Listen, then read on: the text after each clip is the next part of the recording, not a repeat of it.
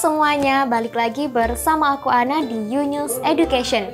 Seperti biasa, Yunus Education akan selalu membagikan ke teman-teman semua terkait hal-hal yang bersifat edukasi.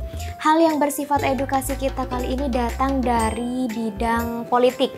Jika di video-video sebelumnya telah dipaparkan beberapa contoh soal yang muncul di tes tulis PPS Pemilu tahun 2024, maka di video kita kali ini diperuntukkan bagi kalian yang telah dinyatakan lolos seleksi tes tulis dan akan segera berlanjut ke tes wawancara. Di sini Yunus Education telah merangkum beberapa soal yang nantinya akan muncul di tes wawancara PPS Pemilu tahun 2024. Namun sebelum lanjut ke video, Ana mau ngingetin lagi ke teman-teman semuanya, terus dukung kita Yunus Education dengan cara subscribe, like, comment, and share video ini sebanyak-banyaknya supaya nggak ketinggalan informasi terupdate dari Yunus. Teman-teman juga jangan lupa nyalain lonceng notifikasinya. Oke teman-teman, karena mengingat tes wawancara PPS tahun 2024 sudah dekat, sudah sebentar lagi kalau nggak salah mulai besok nih. Jadi teman-teman harus persiapannya harus matang dan harus semangat belajar. Biar tidak kewalahan dalam menjawab, juga biar ada ancang-ancang soalnya seperti apa, simak video berikut. Kita ke soal yang pertama.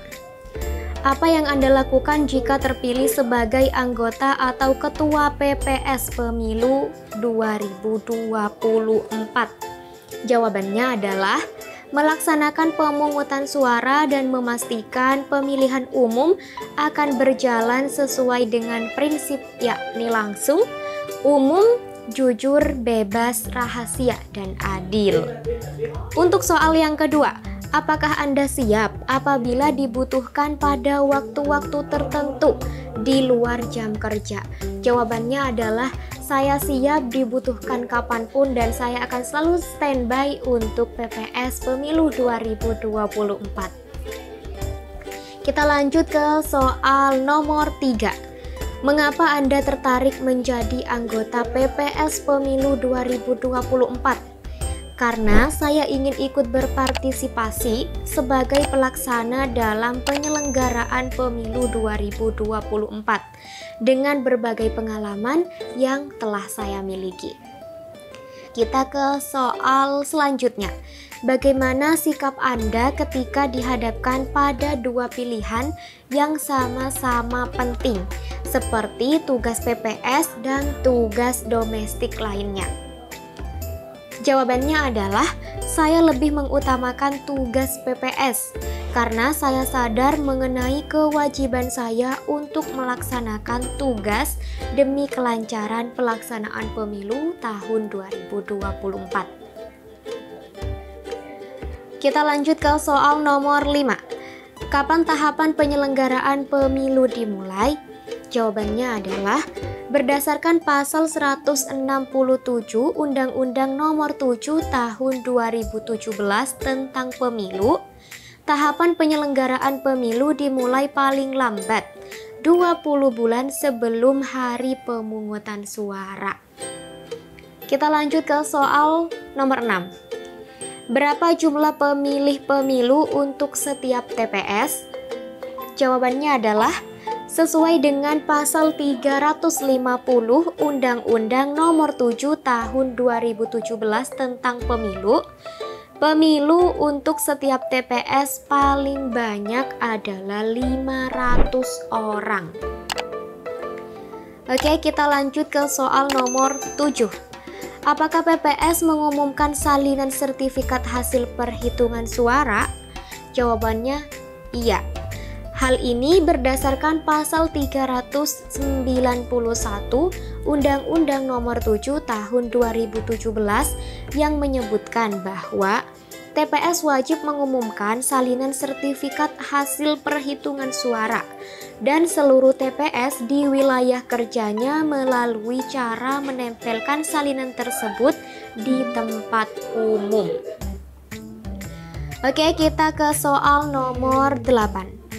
Apa motivasi Anda menjadi anggota PPS Pemilu 2024? Jawabannya, motivasi saya menjadi anggota PPS Pemilu 2024 yakni untuk ikut serta sebagai pelaksana dan membantu menyukseskan jalannya pemilihan umum di desa masing-masing, serta membantu menjamin bahwa pemilihan akan berjalan secara langsung, umum, jujur, bebas, rahasia, dan adil.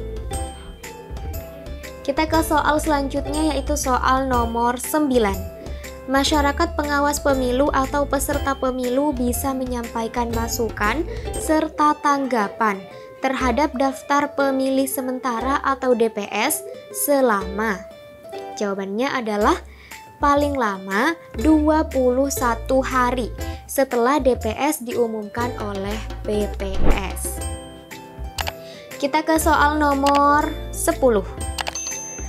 PPS wajib memperbaiki DPS berdasarkan masukan serta tanggapan paling lama. Jawabannya adalah paling lama 14 hari sejak berakhirnya masukan dan tanggapan dari Bawaslu Provinsi dan peserta pemilu tingkat daerah provinsi dalam proses rekapitulasi DPS di KPU Provinsi atau KIP Aceh, serta memasukkan dari Bawaslu atau peserta pemilu dalam proses rekapitulasi DPS di KPU. Untuk soal nomor 11, berapa lama sih PPS menyusun daftar pemilih sementara pemilu? Jawabannya, paling lambat yakni 1 bulan sejak berakhirnya pemutakhiran daftar pemilih. Oke, kita ke soal nomor 12. Bisa Anda sebutkan nama kepala desa tempat wilayah domisili Anda dan sejak kapan kepala desa itu menjabat? Nah, untuk jawaban yang ini, teman-teman bisa sesuaikan dengan nama masing-masing dari desa teman-teman dan juga sekaligus paparkan sejak kapan beliau mulai menjabat sebagai kepala desa di desa teman-teman. Gitu ya, teman-teman. Oke. Kita lanjut ke soal nomor 13. Menurut Undang-Undang Nomor 7 Tahun 2017 tentang Pemilu, berapa jumlah tahapan pemilu? Jumlah tahapan pemilu itu ada 11 tahapan. Kita ke soal nomor 14. Peserta pemilu pelaksanaan serta tim kampanye yang menerima sumbangan dari pihak asing maka harus.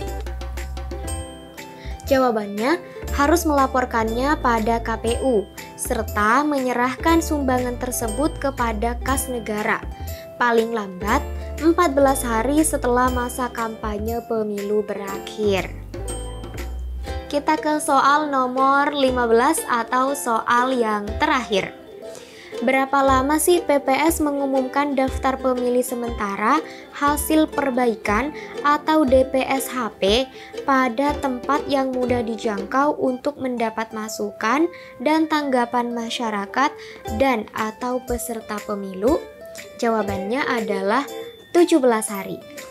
Oke, itu dia tadi teman-teman beberapa contoh soal yang nantinya akan muncul di tahap wawancara yang akan dilaksanakan teman-teman, yang akan segera dihadapi teman-teman di PPS Pemilu tahun 2024. Nah, untuk jawabannya teman-teman bebas, bisa sesuai dengan yang Ana jelasin tadi atau juga bisa sesuai dengan versi teman-teman. Artinya bahasanya dikemas sesuai dengan bahasa teman-teman gitu. Kecuali memang jawaban-jawaban itu mengacu pada pertanyaan yang harus mendapatkan sebuah jawaban seperti pasal, itu memang harus sesuai dengan yang Ana tadi ya.